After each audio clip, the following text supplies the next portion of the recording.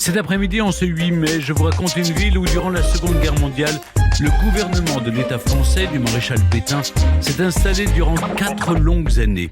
Une ville qui a abrité l'un des plus tristes régimes que la France a connu, synonyme d'infamie et de collaboration, où la véritable histoire de Vichy, la ville du régime. Pourquoi le gouvernement a-t-il choisi de s'établir à Vichy après la défaite en 1940 ? Comment les Vichysois ont-ils accueilli l'arrivée du maréchal Pétain et des hauts dignitaires du régime ? 80 ans après la libération, les fantômes de l'occupation planent-ils toujours ? Nous sommes le lundi 8 mai 1944. Il y a 80 ans jour pour jour à Vichy, sous-préfecture de l'Allier. Malgré la présence de miliciens dans les rues et même d'Allemands, la ville semble comme désertée. Les rues bruissent encore du chant des adieux.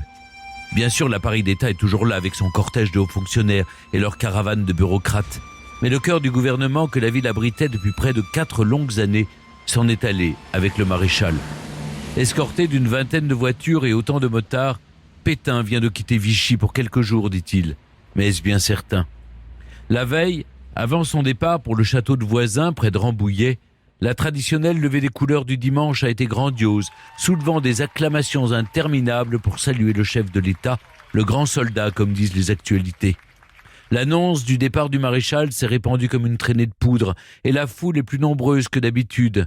Elle chante « Maréchal, nous voilà », elle applaudit et tend la main en espérant un geste. On lui présente des enfants, comme à Dieu le Père, pour qu'il les touche. Après ce bain de foule, le maréchal monte au balcon de l'hôtel du Parc et agite la main, un peu comme le pape. Le vieux père, la victoire, a toujours son air de bon grand-père. Il tient encore debout, mais ses gestes ont quelque chose de mécanique. Des femmes essuient des larmes dans leurs mouchoirs. Il est bien vieux, leur sauveur, leur grand-père à tous. Est-ce qu'on le reverra bien un jour ?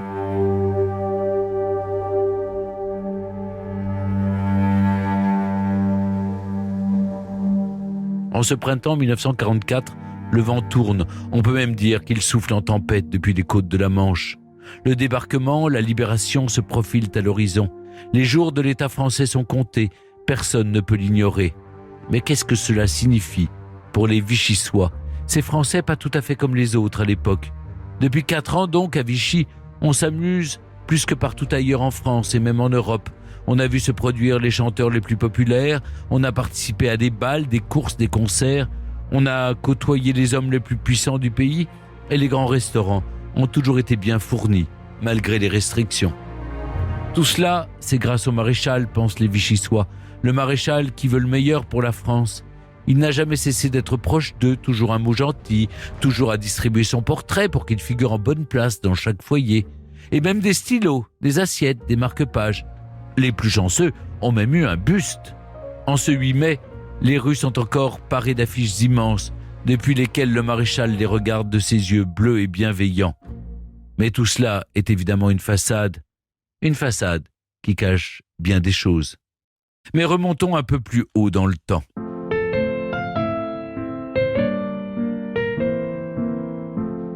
À la fin des années 30, Vichy est une ville qui fleure bon le Second Empire.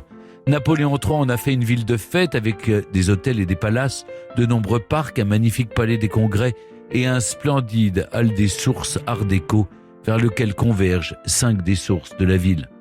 Les eaux de Vichy, aux vertus thérapeutiques, sont réputées depuis l'Antiquité. Elles ont guéri les patriciens romains de leur rhumatisme, Madame de Sévigné de son arthrose et soulagé Napoléon III de ses calculs rénaux. L'immense établissement thermal occupe 3 hectares. On y pratique des bains hydriques, des douches, des massages et même des applications de boue. Dans le pavillon des sources, les curistes boivent, selon leur prescription médicale, des eaux que certains estiment miraculeuses. Dans l'allée centrale, ils papotent et rivalisent d'élégance en se rendant au casino. Bien sûr, la Grande Guerre, est venue perturber le tourisme qui fait vivre la ville. Vichy a fait d'office de ville-hôpital. Entre 1914 et 1918, ce ne sont pas moins de 140 000 soldats blessés qui ont séjourné dans les hôtels réquisitionnés. Mais cela n'empêche pas les saisons thermales de se poursuivre. La ville accueille des curistes et fait figure de havre de paix durant cette période difficile. Après la guerre, Vichy retrouve sa splendeur, en mieux. Des travaux d'assainissement sont réalisés. L'offre commerciale est plus dynamique que jamais. À Vichy, on pratique de nombreux sports comme le golf, la natation et le tennis. On peut voir des opéras, des opérettes et des ballets quasi quotidiennement. On peut même participer à la semaine de la danse et de l'élégance. On y croise des célébrités comme Ray Ventura, Simon Guggenheim, les Rothschild, des princes orientaux et même le maire de New York. En tout, plus de 150 000 visiteurs par an. Vichy a donc retrouvé sa superbe. Mais l'année 1939 commence mal. Déjà, en septembre 1938, la crise de Munich a inquiété, puis l'invasion de Prague en mars 1939. Décidément, ce chancelier allemand crée des tensions qui ne sont pas bonnes pour le tourisme. Mais Vichy se rassure, l'Allié est bien loin de l'agitation à l'Est et les touristes sont au rendez-vous de l'été 1939. Et quand la France déclare la guerre à l'Allemagne, la saison touristique se termine. Et comme chacun sait, il ne faudra que quelques semaines, quelques mois tout au plus pour venir à bout de ces maudits Allemands. Mais la guerre se prolonge et la saison 1940 commence bizarrement. À l'aune du temps long de l'histoire, elle sera funeste à la ville et à sa mémoire. Après des mois de statu quo, le 10 mai 1940, l'Allemagne d'Hitler attaque la Belgique par l'Est avec 10 divisions blindées et des milliers d'avions. 4 jours plus tard, ils sont en France. Leur victoire écrasante lance les Français sur les routes. Le 11 mai, les premiers réfugiés arrivent à Vichy et ils ne ressemblent pas du tout à des touristes fortunés. Ils sont pris en main par des œuvres de bienfaisance. Sur le front des combats, le désastre est total. Que faire ? Poursuivre la guerre depuis l'Afrique du Nord, comme le propose Paul Reynaud, président du Conseil, De Gaulle, secrétaire d'État, ou encore Jules Jeanneret, ou demander l'armistice, comme le préconise le maréchal Pétain, aussi vieux que respecté en tant que vainqueur de Verdun et ex-ministre de la guerre. Le 10 mai 1940, Paul Reynaud le fait entrer au gouvernement. À 84 ans, le maréchal Pétain devient vice-président du Conseil.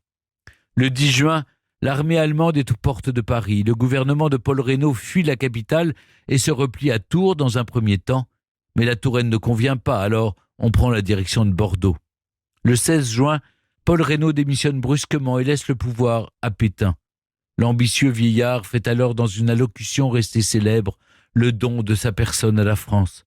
Pendant ce temps, les premiers soldats allemands entrent dans Vichy, déclarée ville ouverte.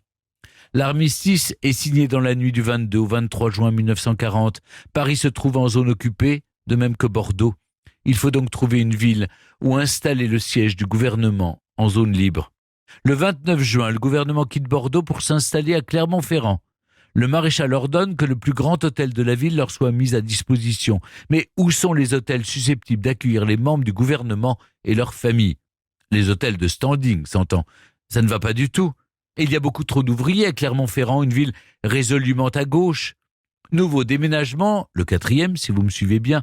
Lyon serait une bonne option, mais son maire est Édouard Herriot, chef du cartel des gauches, alors hors de question de lui demander asile. Alors pourquoi pas Vichy, la reine des villes d'eau que tous les parlementaires fréquentent alors l'été venu ? La petite ville thermale se révèle un centre logistique de premier ordre, grâce à sa capacité hôtelière, mais aussi parce qu'elle se trouve à 50 km de la frontière avec la zone occupée. Une voie ferrée relie directement la nouvelle capitale à l'ancienne, ça peut être utile. Dernier atout, un système téléphonique ultramoderne, celui-là même qui plaisait tant aux curistes étrangers. Rappelons enfin que les sources appartiennent à l'État, ainsi que de nombreux biens immobiliers. Bref, le gouvernement de Pétain a trouvé un lieu où s'installer. Vichy s'avère être en effet la ville idéale. De nombreux hôtels de luxe ou de très haute gamme peuvent abriter les membres du nouveau gouvernement et les hauts fonctionnaires en exil. Ils sont 30 000 tout de même. Vichy, géographiquement, le centre de la France métropolitaine, le devient aussi politiquement. Elle attire donc toute une population qui multiplie par 5 dès l'automne le nombre d'habitants. Ce qui tombe bien car le début de la saison thermale 1940 a été catastrophique en raison de l'attaque de l'Allemagne et de l'exode. Il n'y a plus guère de touristes, encore moins de curistes. Alors, quand les hôtels sont réquisitionnés, les propriétaires et les employés du secteur hôtelier sont soulagés. Bref, les Vichysois accueillent avec joie l'arrivée du gouvernement dans leur ville. Avec joie, oui, et sans doute avec fierté aussi. Comme beaucoup de Français, les Vichysois considèrent le maréchal comme l'homme providentiel, celui qui met fin à la guerre et à l'exode. En ces temps troublés, il symbolise l'ordre et le retour au calme, et la ville thermale aime l'ordre et le calme. Mais pour l'instant, c'est plutôt l'agitation. Il faut très rapidement évacuer les palaces de leurs occupants, ce qui ne se fait pas sans quelques grincements de dents. Certains clients menacent de se barricader dans leurs chambres, et il faut parlementer. Ils conservent l'usage des restaurants et des salons pour un temps seulement. On se masse sur les trottoirs pour voir arriver les autorités. Le président Albert Lebrun et son épouse d'abord, qui ne suscitent guère d'enthousiasme. Puis Pierre Laval, venu à pied car sa voiture a eu un problème mécanique sur le pont de Bellerive. Peu importe, il connaît le chemin et salue tout le monde comme s'il rentrait chez lui. Puis arrive le maréchal qui est acclamé. À Vichy, on est bien décidé à honorer le grand homme. Pétain et Laval s'installent à l'hôtel du Parc, alors réquisitionné. Albert Lebrun prend ses quartiers dans le pavillon Sévigné. Bientôt, on trouve le ministère des Finances au Carlton, l'Intérieur au Queen's, l'Agriculture au Albert Ier, la Justice et le Travail à l'hôtel Plaisance. Le gouvernement prend donc pied dans le Vichy thermal, la station de cure dans le cœur bas, autour du Parc des Sources. Et là-bas, plus qu'ailleurs, on fait confiance au maréchal pour négocier une paix durable dans l'honneur. Le vainqueur de Verdun ne peut brader le pays. Le prestige du vainqueur de Verdun est si grand. On se souvient qu'en février 1871, alors que la guerre était en guerre contre la Prusse déjà, la ville de Vichy avait offert aux députés la salle du Casino pour une réunion de l'Assemblée constituante. La proposition n'avait alors pas été retenue. En revanche, le 10 juillet 1940, sénateurs et députés se réunissent dans le grand casino de Vichy. Pétain est absent. C'est Jeanneney qui préside, mais Laval qui dirige en sous-main. Il s'agit de donner les pleins pouvoirs à Philippe Pétain. Sur 649 votants, 569 votent en faveur du texte, Pétain-Laval, et 80 contre.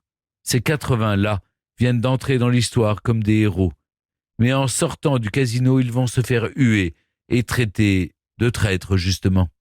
L'Assemblée nationale donne alors, je cite, « tout pouvoir au gouvernement de la République sous l'autorité de la signature du maréchal Pétain à l'effet de promulguer par un ou plusieurs actes une nouvelle constitution de l'État français. » À l'issue de ce vote, c'en est fini de la République. L'État français vient de naître, subordonné au pouvoir nazi. Débute alors une période funeste pour la France et pour la ville, la France de Vichy. La ville ne doit abriter le gouvernement de l'État français que provisoirement. On pense rentrer à Paris, pourquoi pas s'installer même au château de Versailles. Mais non, Vichy, solution provisoire, va durer bien plus longtemps que prévu et devenir dès lors la capitale de l'un des plus tristes régimes que la France a connu, synonyme d'infamie et de collaboration. Mais en juillet 1940, comme un très grand nombre de Français, les Vichysois sont soulagés. Ils se donnent au maréchal car il est celui qui saura protéger la France vaincue. Il y a bien quelques froncements de sourcils en octobre quand le bon maréchal serre la main de Hitler à Montoire, mais rien de bien méchant. On a toujours confiance.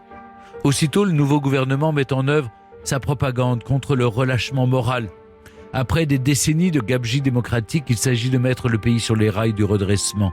Et comme charité bien ordonnée commence par soi-même, le port du short est interdit à Vichy et le peignoir obligatoire au bord de la piscine.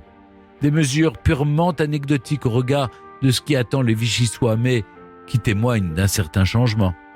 Autre changement, Pétain est une animation à lui tout seul. Il occupe le 3e étage de l'hôtel du Parc. C'est là qu'il travaille, qu'il reçoit et qu'il dort. Les faits et gestes du nouveau souverain rythment la vie de Vichy. Promenade quotidienne dans le parc thermal pour se mettre en appétit, salut aux couleurs à l'entrée de l'hôtel, messe dominicale à l'église Saint-Louis. Le maréchal est à ce point sollicité qu'il faut installer un paravent dans le restaurant de l'hôtel pour qu'il puisse Vichy pendant la guerre. Mais une question est sur toutes les lèvres. Les saisons thermales peuvent-elles reprendre ? La situation n'est en rien comparable avec celle de la Première Guerre mondiale. Tous les hôtels finissent réquisitionnés et une ligne de démarcation sépare la France en deux. Malgré une certaine bonne volonté du gouvernement et Pierre Laval qui vient tous les matins boire son verre d'eau de Chaumel, l'activité ne décolle pas. Les rares curistes de la zone sud se lassent rapidement des défilés militaires avec uniforme et musique dont Vichy a l'exclusivité. Les nombreux contrôles d'identité dans les rues, les cafés et les restaurants n'attirent pas le curiste français. Des contrôles d'identité Oui, parce que dès juillet 1940, le maréchal décide d'épurer la ville et en chassant les étrangers indésirables et les juifs. En août et en octobre 1940, ce sont quelques 3500 personnes qui sont expulsées, juives à 95%. Le tour des juifs français, y compris vichysois depuis plusieurs générations, viendra un peu plus tard.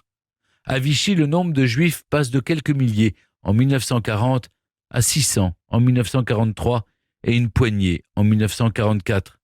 Même s'ils n'ont pas porté d'étoile jaune, les juifs de Vichy ont été eux aussi déportés. Par la présence du maréchal dans ses murs, Vichy est le fer de lance de la Révolution nationale et donc de la collaboration qui lui est tellement utile. La propagande est très active et elle prend plusieurs formes. Tracts, affiches ou inscriptions publiques. On organise des rencontres, des débats et même des banquets au Grand Casino par exemple. La délation est encouragée, comme partout.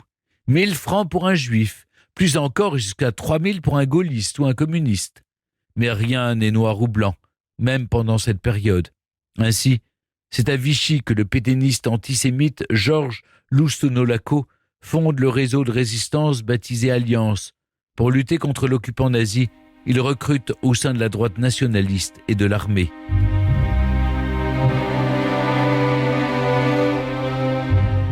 En vérité, malgré les divertissements qui servent de vitrine, un climat de terreur grossit en ville. Un matin d'avril 1941, les Vichysois se réveillent et constatent qu'il y a désormais des mitrailleuses sur le toit du bureau de poste. Pourquoi ? On ne sait pas, mais on suppose, on murmure et on imagine souvent le pire. Et on a raison. À partir de 1942, tout s'accélère. En novembre, la zone libre est envahie. Les officiers allemands sont de plus en plus nombreux, en particulier dans les hôtels de l'avenue des États-Unis, et il est toujours possible de croiser la Gestapo à un coin de rue.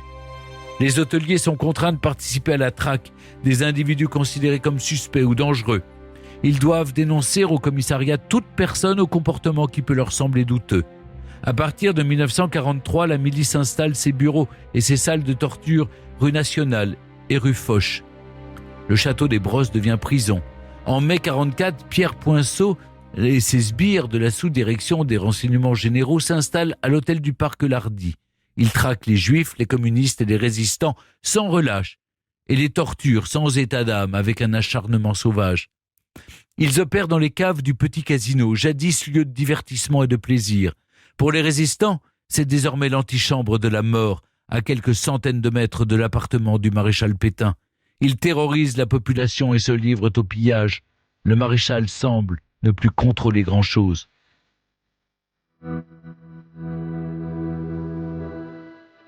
Cependant, les adieux émouvants et supposés provisoires des Vichysois au maréchal le 7 mai 1944 sont sans doute sincères. Ils aiment leur maréchal qui, en choisissant leur ville, leur a permis de passer relativement facilement ces 4 années de guerre.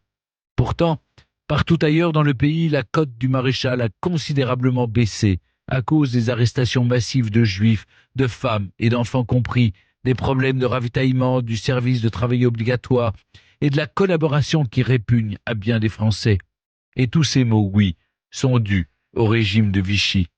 Vichy, une ville qui doit se reconstruire.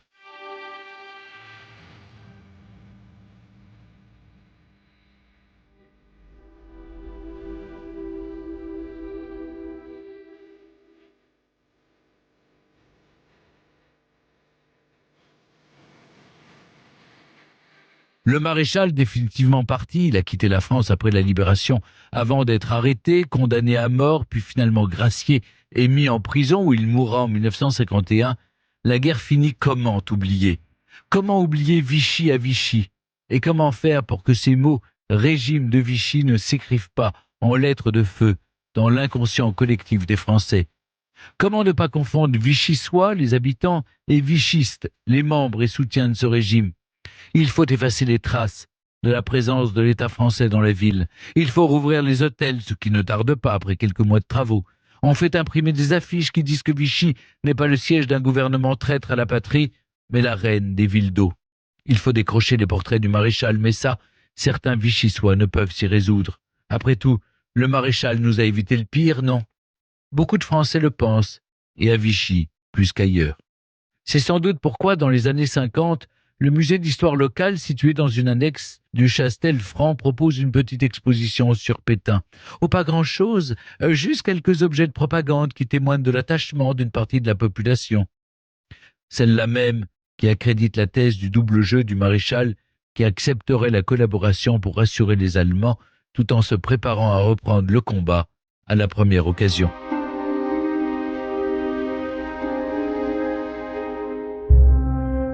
Vichy a effacé, nettoyé, rénové, reconstruit. Ainsi, la plus belle des villes d'eau n'a pas tardé à retrouver sa splendeur d'antan, celle de la Belle Époque. À Vichy, tout rappelle le Second Empire, en premier lieu, la magnifique architecture de la ville thermale. Depuis 2008, Napoléon III est mis à l'honneur lors des grandes fêtes historiques de Vichy qui replongent la ville et ses habitants dans la vie et les faces du Second Empire. Vichy, capitale de l'État français, est invisibilisée. Et paradoxalement, plus ces 4 années sont absentes du paysage urbain, plus elles sont présentes à l'esprit. Car l'oubli n'est pas au rendez-vous. Le régime de Vichy est une page de notre histoire qui ne changera pas de nom et qui encombre la mémoire de la ville. Vichy est toujours un lieu de mémoire difficile qui se refuse au souvenir. Et quand l'histoire ne fait pas son travail, la porte est ouverte à tous les fantasmes. Les touristes curieux qui arpentent les rues de la ville à la recherche de la Seconde Guerre mondiale restent dans l'ignorance, la mère de tous les maux. Europe 1, historiquement vôtre. Bénédicte Vergès-Chaigneau, merci d'être toujours avec nous sur Europe 1. Peu de plaques rappellent aux visiteurs de Vichy ce qui s'est joué en ces lieux. Faudrait-il dans la ville thermale des lieux dédiés à cette page sombre de son histoire ?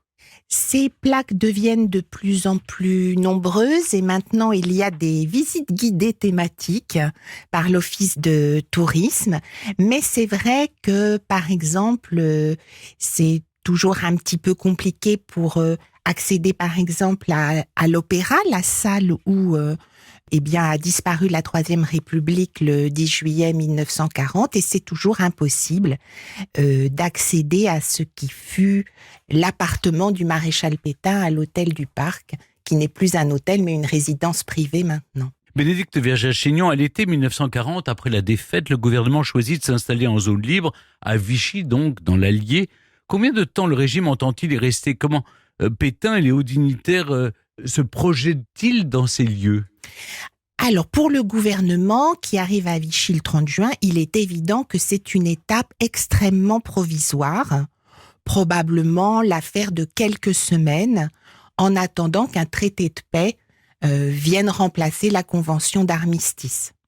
D'où le fait de cette installation dans une vie d'hôtel dont on considère que ce n'est pas grave puisque, ma foi, probablement à l'automne, on sera déjà remonté à Paris. En préparant cette émission, vous avez soulevé une question importante. L'exercice du pouvoir peut-il s'effectuer dans n'importe quelles conditions matérielles ? Vichy est une petite ville. Est-ce que c'est un lieu propice au bon exercice du pouvoir ?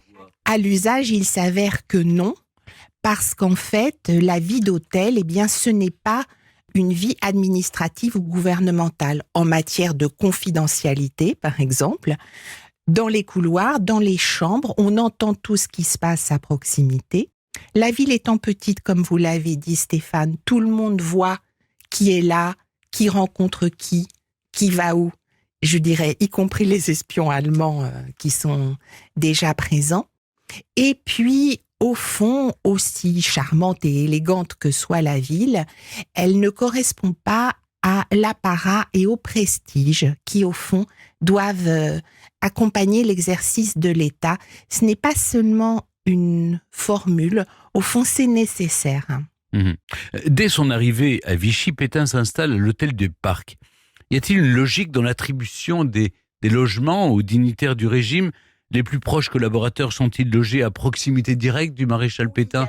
Oui, il y a même une vive concurrence pour être le plus près possible du maréchal Pétain, qui est alors l'essence même du pouvoir et je dirais l'origine de toutes les fonctions qui peuvent être attribuées.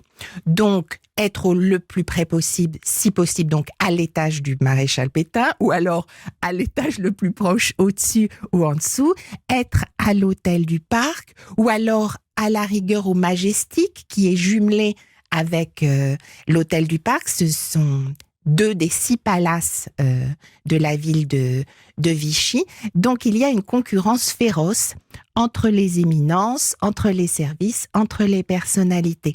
Sachant qu'en même temps, il faudra 2 mois pour que les touristes et les curistes soient interdits de hall et d'entrer à leur guise dans l'hôtel du Parc. Et il faudra attendre le début de 1941 pour qu'il y ait des plantons et une garde devant l'hôtel, siège du gouvernement et résidence du chef de l'État.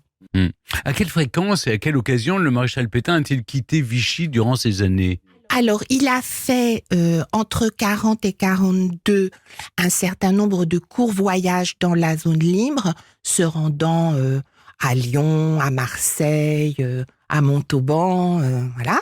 Et puis, sinon, il a fallu attendre 1944 pour que sur la pressante invitation allemande, il se rende à plusieurs reprises pour de courts séjours en zone nord, cette fois, à proximité de Versailles, et puis aussi dans des villes qui avaient subi des bombardements, comme Orléans, Rouen, ou dans l'est de la France. Mais le maréchal Pétain tenait essentiellement à être à Vichy, qu'il considérait de fait comme le siège du gouvernement. En mai 1944, je l'ai raconté dans mon récit, le maréchal Pétain fait ses adieux aux Vichysois. Il reviendra pourtant, non ? Alors, on croit même, parmi la population de Vichy, qu'il a été enlevé, effectivement, en mai 1944. Et puis, il séjourne donc plusieurs semaines en zone nord et finalement, les Allemands le ramènent à Vichy juste avant le débarquement en Normandie. Il y reste, mais sous garde très très rapprochée. La ville est entièrement cernée par l'armée allemande et les SS sont installés dans l'hôtel du Parc. Et finalement, il part le 20 août 1944 de Vichy pour ne plus y revenir. Bénédicte Vergès-Chaignon, l'installation du gouvernement à Vichy devait être provisoire, comme vous nous l'avez rappelé. Elle dure finalement 4 ans. Comment vous expliquez que, comme je l'ai souligné aussi dans mon récit, l'affection que la population locale voue au maréchal perdure malgré tout ? À l'été 1940, la population a été enchantée, flattée de voir s'installer le gouvernement et le maréchal Pétain, qui, ne l'oublions pas, jouissait depuis la fin de la Première Guerre mondiale d'une immense popularité. Une immense popularité qui se teinte d'affection au fil du temps, puisque 2 fois par jour, le maréchal Pétain sort se promener. Il déambule dans Vichy, à la fois digne et très aimable. Il répond aux salutations, il pose des questions très gentilles. Donc, les Vichysois ont vraiment l'impression d'une proximité très agréable qui nourrit leur confiance envers le maréchal Pétain. Et comme beaucoup de Français, ils pensent que le maréchal essaye de faire au mieux et qu'il est juste entouré de mauvais conseillers ou de mauvais ministres. À Vichy, dans les hautes sphères, on ne connaît pas les restrictions liées à la guerre. Mais au sein de la population, j'imagine qu'on souffre évidemment pas moins qu'ailleurs. On souffre d'autant moins qu'ailleurs que la ville est surchargée de population. Il faut se rendre compte que, par exemple, en 1941, il y a 120 000 habitants dans la ville de Vichy, ce qui est considérable, dont 45 000 fonctionnaires. Et tout ce petit monde, effectivement, vit avec les tickets de rationnement. Les Vichysois doivent faire la queue. Et au contraire, eh bien, les éminences mangent, je dirais, tout à fait normalement, à tel point que les menus des repas que prend le maréchal Pétain sont détruits au fur et à mesure, de façon à ne pas alimenter, c'est le cas de le dire, de polémiques sur les nombreux services que comprennent ces repas. Et donc, c'est une rareté, et un privilège quand on peut retrouver ces menus et se rendre compte de ce qui était servi à la table du maréchal. Il en reste donc quelques-uns. Il en reste quelques-uns, mais qu'on retrouve de manière anecdotique parce que tel invité a gardé son menu en guise de souvenir. En août 1944, Vichy est libéré. Pétain et les hauts dignitaires du régime quittent donc la ville. Que laisse-t-il derrière eux ? Les documents, les archives du gouvernement sont détruits ? Alors non, ni détruites ni cachées, en dehors de celles de la milice. Au fond, tout est resté à peu près en l'état et a été retrouvé, regroupé d'abord bien pour les juridictions de l'épuration, chargées de juger en particulier les membres du gouvernement, et puis ensuite versé aux archives nationales où elles font le miel des historiens. Oui, j'imagine que ce sont des documents extrêmement précieux, là. Ah, ce sont les documents fondamentaux qui nous permettent de faire l'histoire de notre pays pendant cette période, effectivement, et qui ne cessent d'être classés et de s'ouvrir, surtout depuis la dernière décennie, je dirais. Par contre, ce qui a été très largement prélevé par les Vichysois à l'été 1944, c'était tous les biens matériels, la vaisselle, le linge, la papeterie.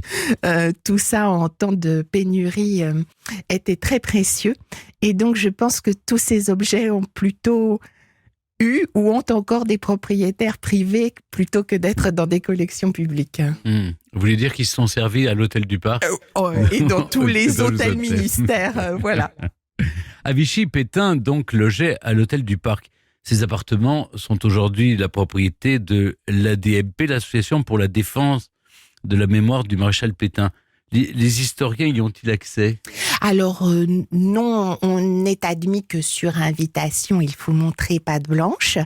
Heureusement, des reportages photographiques et des reportages de cinéma, puisqu'il y avait les actualités cinématographiques à cette époque-là, nous montrent de façon très détaillée les appartements du maréchal Pétain. Et j'invite vos auditeurs à aller voir, par exemple, sur le site de l'INA, effectivement, et ils auront le plaisir de découvrir comment étaient les lieux. Alors, le maréchal Pétain se targuait d'être très ordonné et de vivre d'une façon presque militaire. Donc, un lit très simple, sa cantine militaire, un bureau très dégagé. Est-ce que le fait que c'est une association pour la défense de la mémoire du maréchal qui soit propriétaire aujourd'hui des appartements du maréchal, ça crée pas une sorte de tension Alors écoutez, je pense surtout que c'est dommage, parce que de fait, bien ça prive de la visite l'immense majorité des gens qui seraient intéressés pour des raisons historiques. Et ils ne veulent pas faire visiter, justement ? Alors non, il faut vraiment, je dirais, avoir la carte pour être... Mais la carte de quoi ? Manifester ses sympathies pour le maréchal, la politique du maréchal. Oui, 80 ans après. 80 ans après, effectivement. Mais c'est dû au fait que d'hôtel, le parc est devenu une résidence vendue par appartement. Et donc, ce sont eux qui ont racheté. Voilà, qui ont racheté.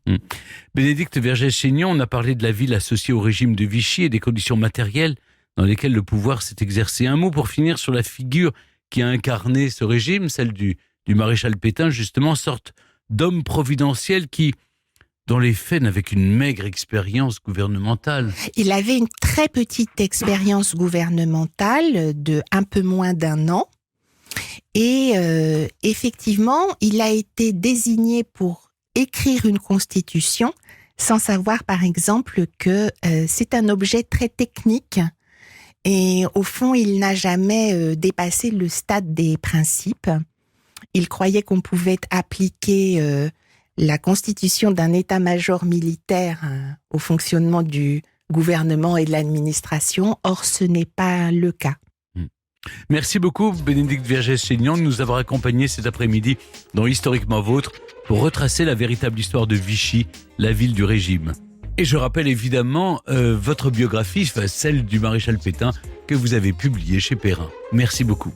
Historiquement Vôtre sur Europe 1 et en podcast sur europe1.fr.